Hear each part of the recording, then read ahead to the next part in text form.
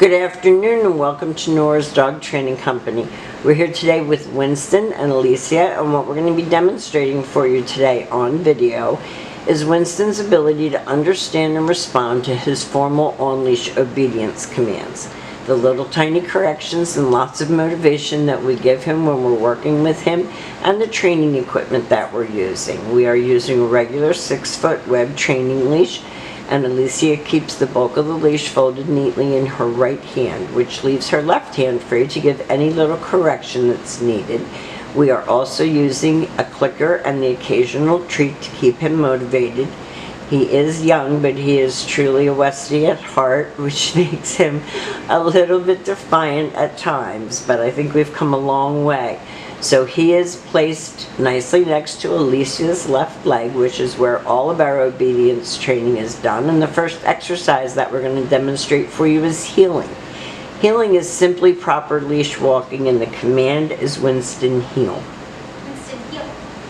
Now at this point he has a job to do, and that is to maintain pace with you when you're walking. Not forging ahead, not lagging behind. And when she stops her feet, he has been taught to sit automatically without being told to wait for his next command. And she will heel with him again. Winston heel. So again, this is for when you're walking. You can practice indoors as well as outdoors. He loves his little mat, so we use that as his place. And he understands that when he goes to place, he's expected to perform a skill, and the skill that he's performing now is his sit.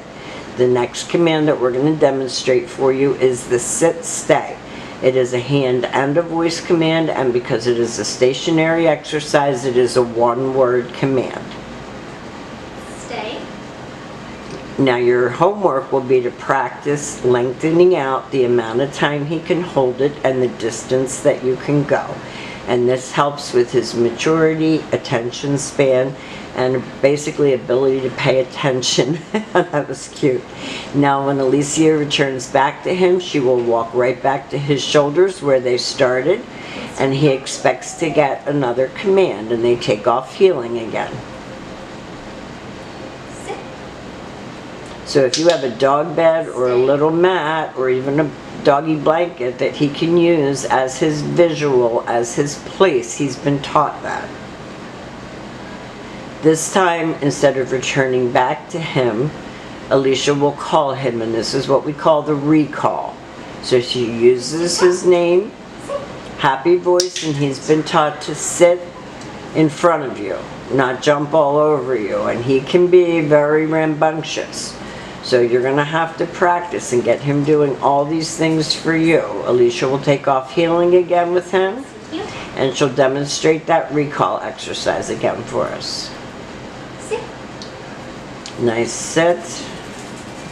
He got himself a little fluffed, so we're going to leave him in another stay. This is one of the few commands that use his name. He comes and sits, he gets a click and a treat, and we'll teach you how to use that clicker. It can look confusing, but it's really very simple.